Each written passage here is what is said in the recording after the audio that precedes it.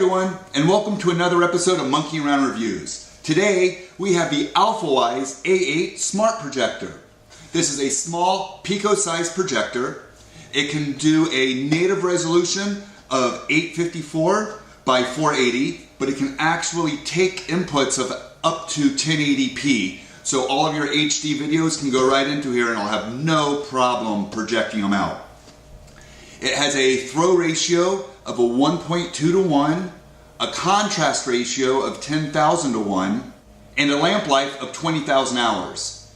Its projection is a fixed lens, so for your zoom, you actually have to move the projector, but it gives you a good viewing image from 30 all the way up to 100 inches in size. So let's go ahead and open this thing up and see what's inside of it.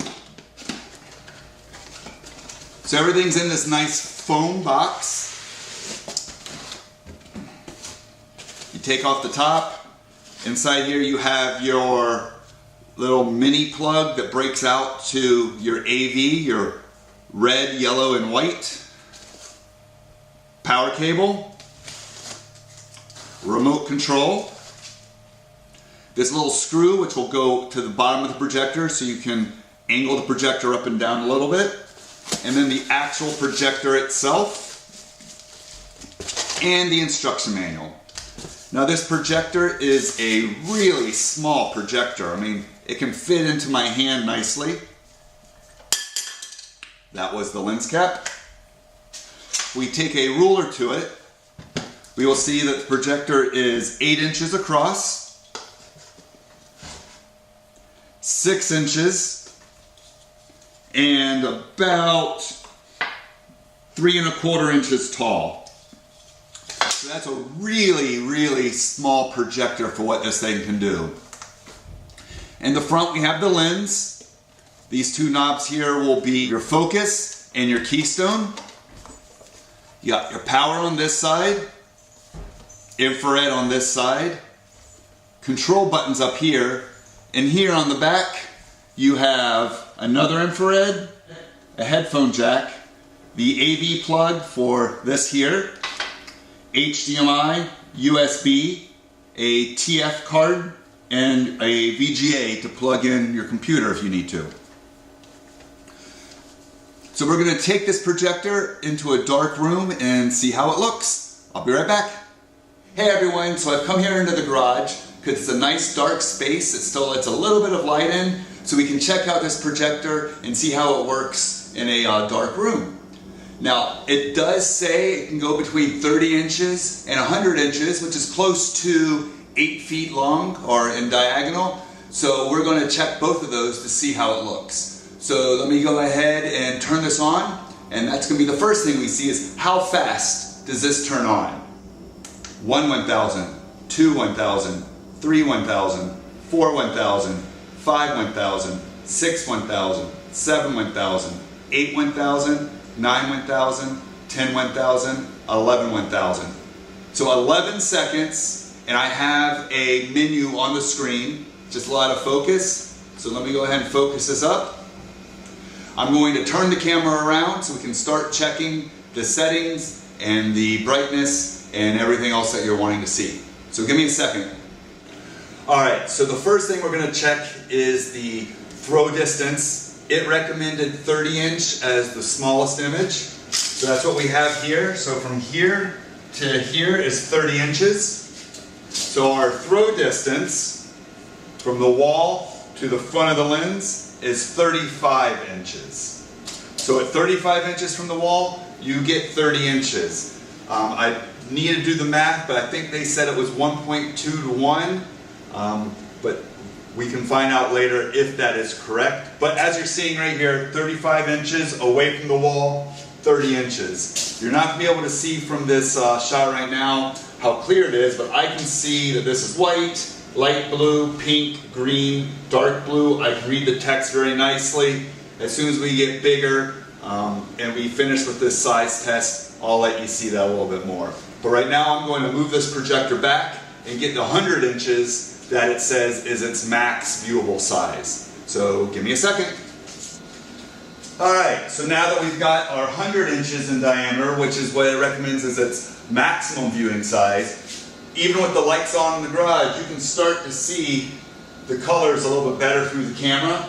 I can still read everything. It's not as vibrant as when it was just 30 inches, but that's because, once again, the lights are on. But it is viewable in here.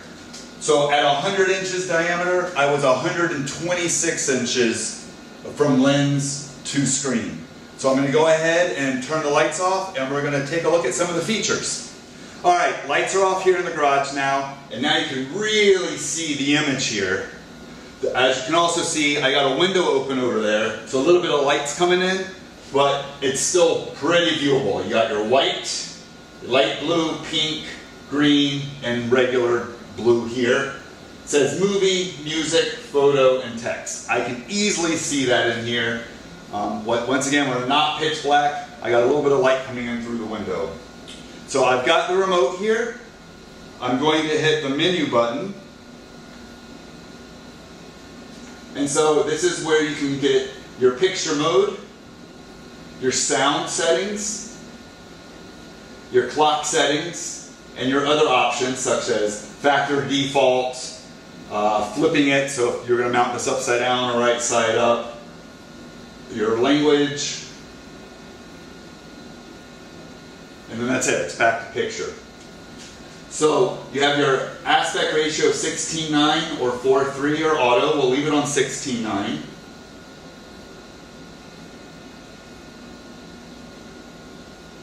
That's all I really need to do here in the picture mode right now.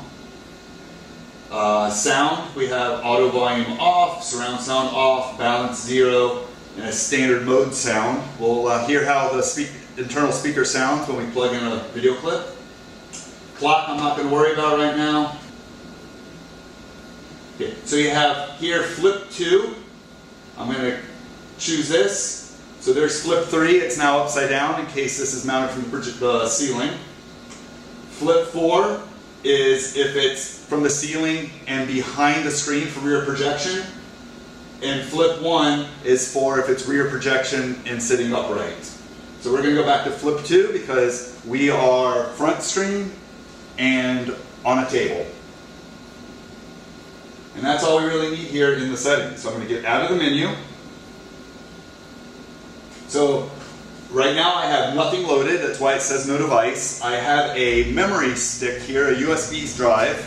I'm going to plug this into the back of the projector. Alright, it's plugged in, and now it says USB 2.0 up here.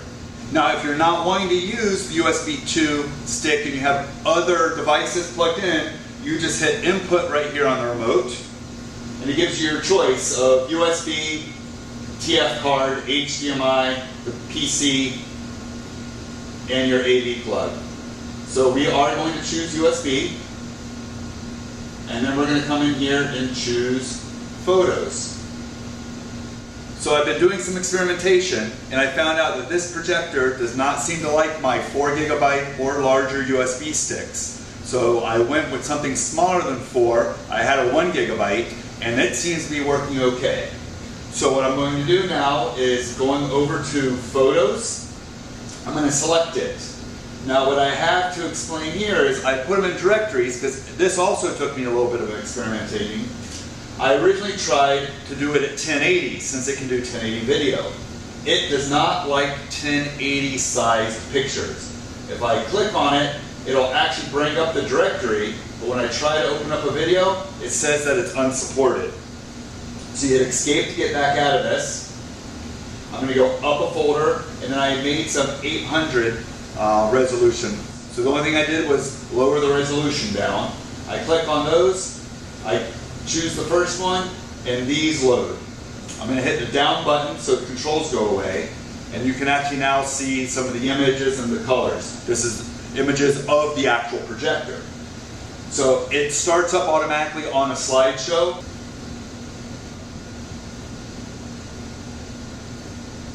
You can bring the controls back up by hitting the OK button on the remote. You have previous, next, stop, random, repeat all of them, and so on. But right here I just wanted to show you the brightness of the colors. You can see the colors nicely. It actually looks like my keystone's off a little bit, so I can come into the keystone and adjust that as we discussed about earlier. But I did want to stress to you to know that this does not do 1080 resolution JPEGs. So it's going to take a little bit of experimentation, but I did take this in at 800 by 480, which is the native resolution, and it's playing them fine, no problem. So we're going to escape out of this, and we're going to go up to the movie section where I do have a 1080 video clip. It's an MPEG-4. We have to go up a folder. Right over here is my video clip. I'm going to play that. And it's also going to loop. This is obviously just a loop of my page, but you're actually able to see the colors in here. You can hear the sound coming out of it. It's nice and clean. It's a smooth motion. The video playback is really nice to this thing. And once again, we're in a garage with light coming in. You can see the window over here where the light's coming in from. It's a wall you can see with the lights on, but yet you can still see the image clearly with this thing. That's the 1800 lumens that's coming out of this projector that's not even bigger than 8 inches.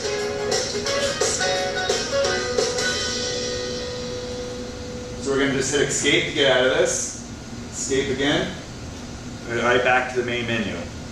Now that we've tested out the USB stick and we see that it works with something smaller than 4 gigs, I want to try out the HDMI port, because that obviously is what the projector really needs to work with, right? You want to plug in your computer directly into it, or you want to plug in a DVD player that has an HDMI out, or your Xbox. You need that HDMI to work with full HD. So I have my laptop. I'm going to export it out through the HDMI and plug it right into the projector. So I've got the cable here. I'm going to plug it right into the back of the projector.